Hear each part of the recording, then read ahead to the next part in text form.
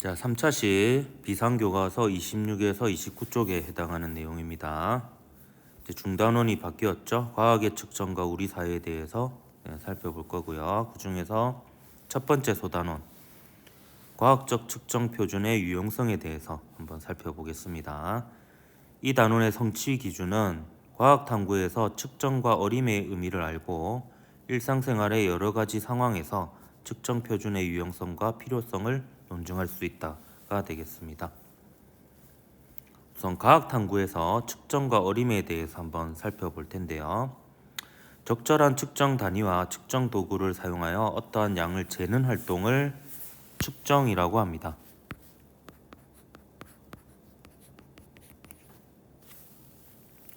글자가 이상하게 써지네요. 측정이라고 하고요.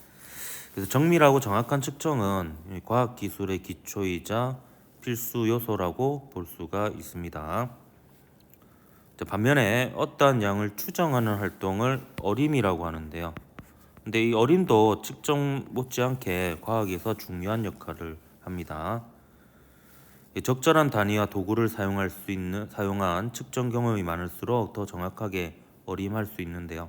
이 어림 자체는 이제 측정할 때 필요한 적절한 측정 도구를 결정하는 역할을 하기도 합니다. 그래서 측정 도구 자체가 이제 측정할 수 있는 스케일 범위가 다양한데요. 그 중에서 적절한 측정 도구를 사용하려면 대략 어느 정도 측정이 될 것인지 어림을 해야지 적절한 도구를 선택할 수가 있는 거죠. 그리고 측정 자체에서도 어림이 포함되는 경우가 거의 대부분입니다. 예를 들면 이제 얘 같은 경우에 한번 봅시다. 얘 같은 경우에는 지금 요 눈금이 75하고 76 사이에 있거든요. 그렇기 때문에 이제 최소 눈금이 1ml이기 때문에 10분의 1 정도인 0.1ml 정도는 이제 눈 어림으로 읽을 수가 있겠습니다. 그래서 얘가 한 75하고 76이 한 중간 정도 좀 있으니까 대략 한 75.5ml라고 이렇게 이제 얘기를 할 수가 있는 거죠. 그래서 이 과정에서 요 0.5는 사실 정확하게 측정한 것은 아니고 요 눈으로 보고 대략적으로 어림을 한 것이라고 볼 수 있습니다. 그래서 이 측정 도구 자체가 이제 그 눈금이 이제 불연속적으로 있기 때문에 그 사이에 있는 경우에는 이처럼 이제 어림을 포함해서 측정을 하기도 합니다. 그럼 이때 이제 어떠한 양을 측정할 때 공통으로 사용할 수 있는 단위에 대한 요 기준을 측정 표준이라고 합니다.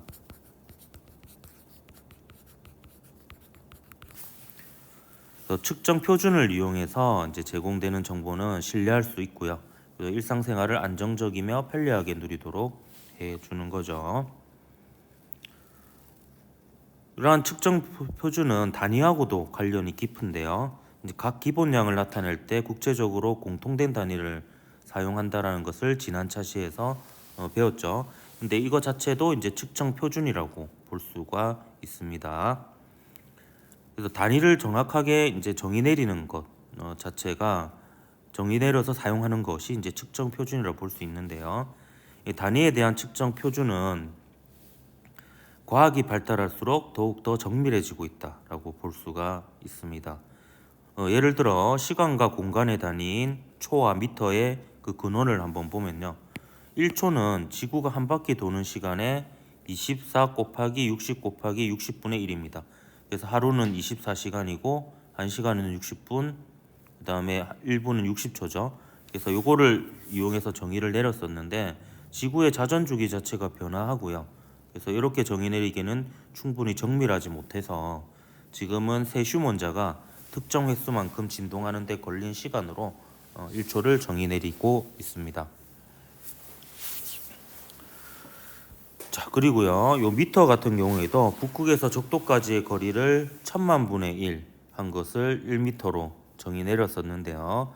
요 북극에서 적도까지의 거리도 어느 지점에서 측정하느냐에 따라서 달라질 수 있고 지구도 완벽한 구가 아니기 때문에 이거는 또 매우 정밀하다고 볼 수가 없었죠. 그래서 이제 미터 원기를 이용해서 미터를 정의 내렸다가 지금은 이제 빛이 특정 시간 동안에 간 거리로 1미터를 정의 내리고 있습니다.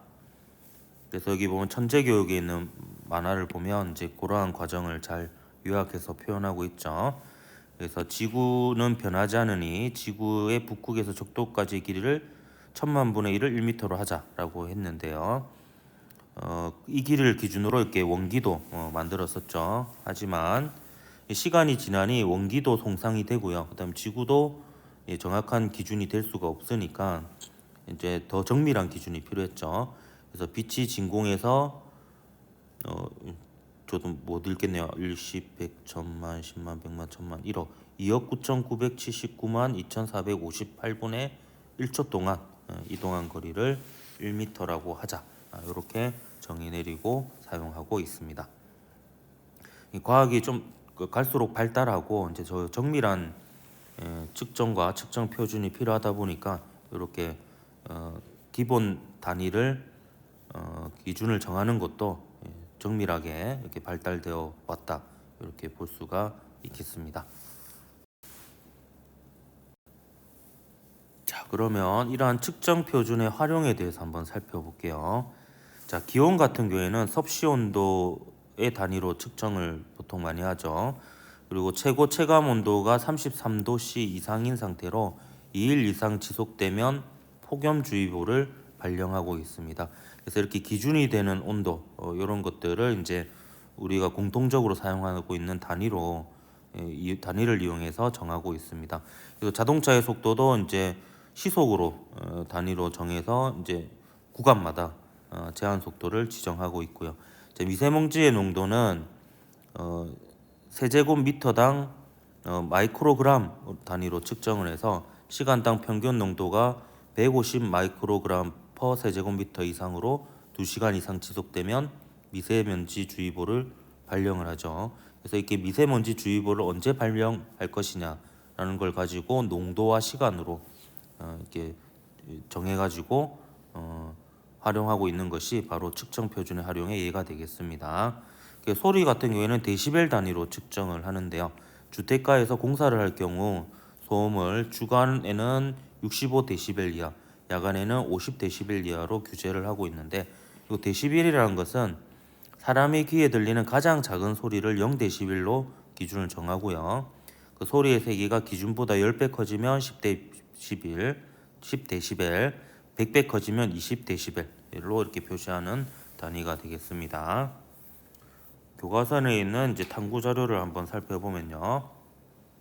자, 일상생활에서 측정 표준이 사용되는 사례 탐색이라고 해서 가 같은 경우에는 이제 폭염주의보 같은 경우에 아까 여기 나와 있었죠. 체감 온도가 33도씨 이상인 상태로 2일 이상 지속되면 폭염주의보가 발령된다라고 되어 있죠. 그래서 그걸 이용한 것이고 여기 과속 방지 여기 속도 제한 같은 경우에는 이제 시속으로 우리가 정의를 내리고 구간마다 다르게 이렇게 내리죠. 요새 시내는 이제 예전에는 시속 60km가 속도 제한이었는데 요즘은 더 낮췄죠. 그래서 대부분이 이제 시속 50km로 속도 제한이 더 강화되었다 이렇게 볼 수가 있습니다. 이러한 것들이 이제 일상생활에서 우리가 측정 표준을 활용한 예들이 되겠습니다.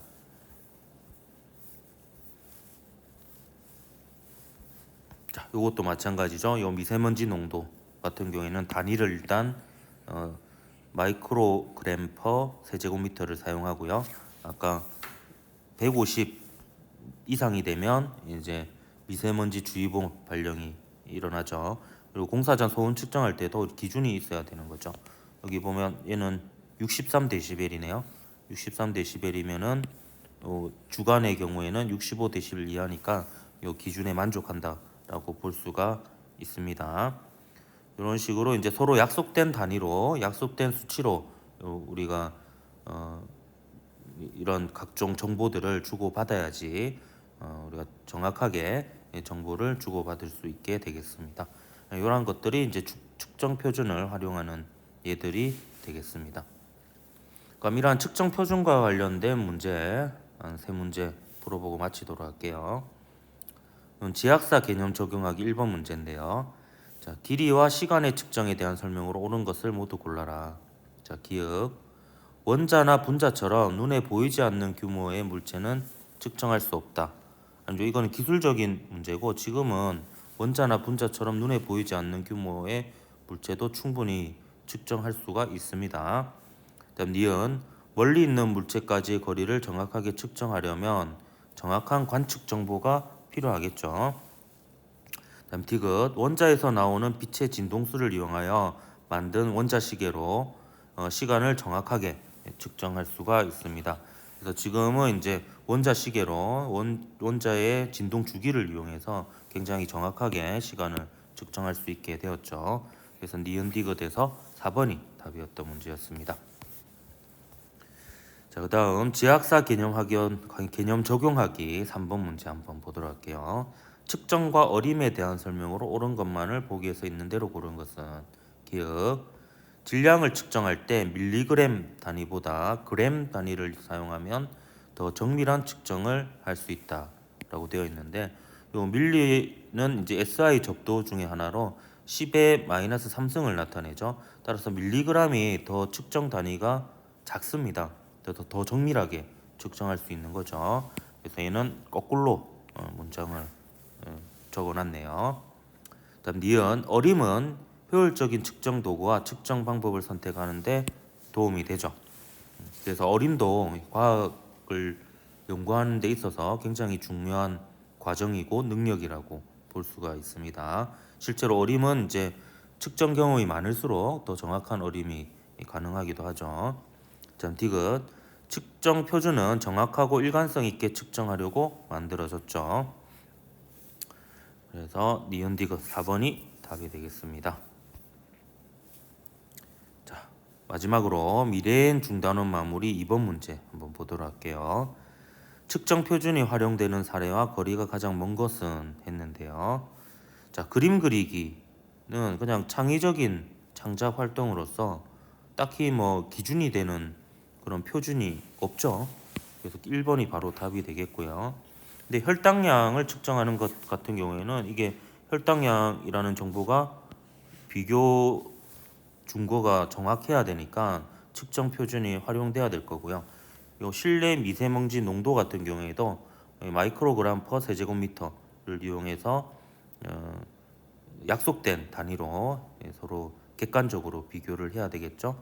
그 이동 거리에 따른 이제 버스 요금 내기도 이동 거리를 같은 단위로 정확하게 우리가 약속을 해서 얘기를 해야 될 것 같고요. 그 인터넷에서 시간에 맞춰 콘서트 입장 예매하는 것도 이제 시간이라는 기준이 똑같은 단위를 쓰고 똑같은 측정 표준을 써야지 우리가 정확하게 서로 공정하게 이러한 그 입장권 예매 시스템도 활용할 수 있을 것 같습니다. 그래서 1번이 답이니까 일단 여기까지 하도록 하겠습니다.